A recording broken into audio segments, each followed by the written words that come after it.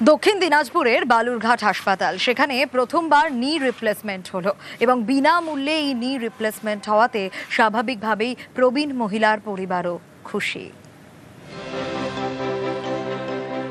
বিনামূল্যে হাঁটু প্রতিস্থাপন। দক্ষিণ দিনাজপুরের বালুরঘাট জেলা হাসপাতাল, এই সরকারি হাসপাতালে প্রথমবার হাঁটু প্রতিস্থাপন হলো। এই অপারেশন হয়েছে নিখরচায়।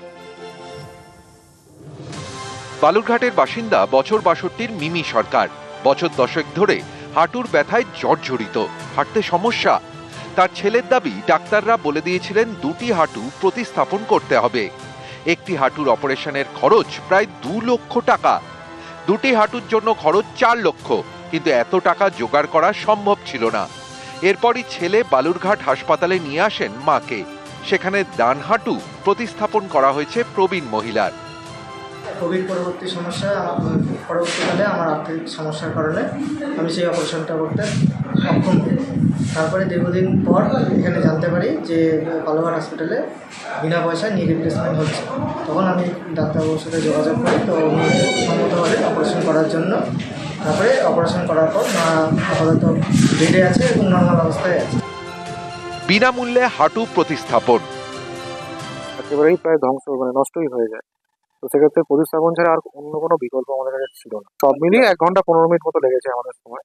এটা বাইরে প্রাইভেট সেটআপে তো মোটামুটি 2 লক্ষ টাকা প্রায় খরচ করে, এটা তো এখানে বিনা পয়সায় হলো। আমরা এখানে করলাম, স্বাস্থ্য কার্ডের ফেসিলিটি ছিল। আমাদের পুরো বালুরঘাট জেলা হাসপাতালে পুরো সেট আপ আছে। বড় বড় অপারেশন যেগুলো এই হিপ বা জয়েন্ট নি রিপ্লেসমেন্ট, এগুলো একটু ব্যয়বহুল অপারেশন বাইরে।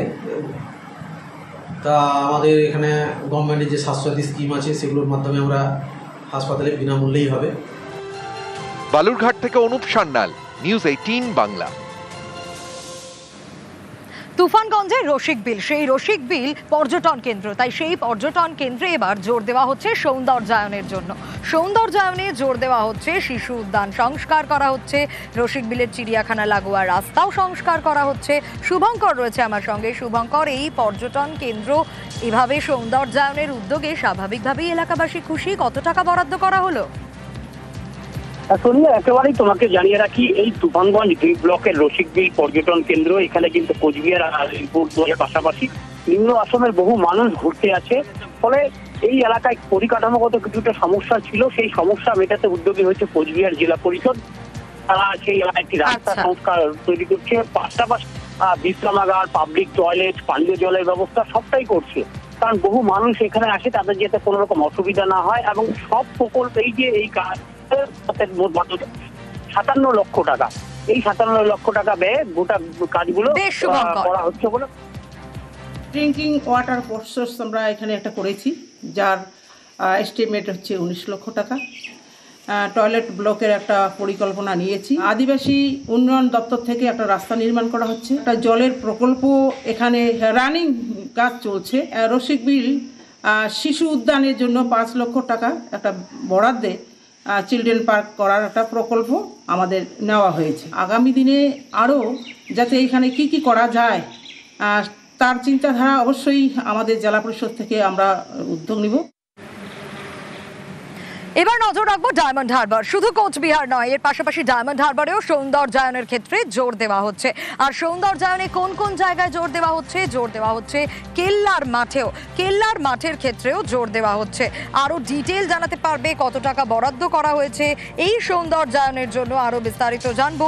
আনিস উদ্দিন রয়েছে আমার সঙ্গে। আনিস উদ্দিন, পর্তুগিজ আমলের এই কেল্লার মাঠ, নতুন কেল্লা তৈরি হচ্ছে, আর কি সৌন্দর্যায়নে জোর দেওয়া হচ্ছে? স্বাভাবিকভাবেই তো স্থানীয়রা খুশি।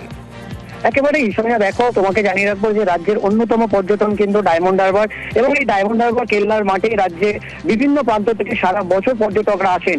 কিন্তু পর্তুগিজ আমলে যে কেল্লা তৈরি হয়েছিল, সেই কেল্লা কিন্তু বর্তমানে নদী বুকে চলে গেছে। ফলে সেই কেল্লাও নেই, এবং কেল্লার যে মাঠ রয়েছে তাও কিন্তু নদীবাঁধ ভাঙনেই একেবারে নদীতে বিলীন হয়ে যাচ্ছে।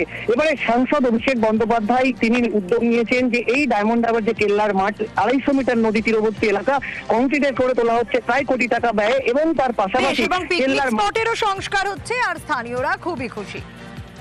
এবারে কেল্লার মাঠে গেট হবে, একটা সুন্দর বসার জায়গা হবে, জেটিঘাট থেকে নদীর পাড় ধরে সুন্দরভাবে প্রায় 40 কোটি টাকার উপর কাজ হবে।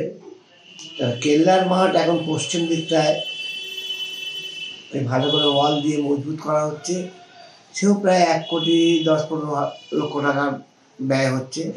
এটা একটা আমাদের বিরাট আশার জিনিস এবং আমাদের বিরাট একটা আনন্দের জিনিস।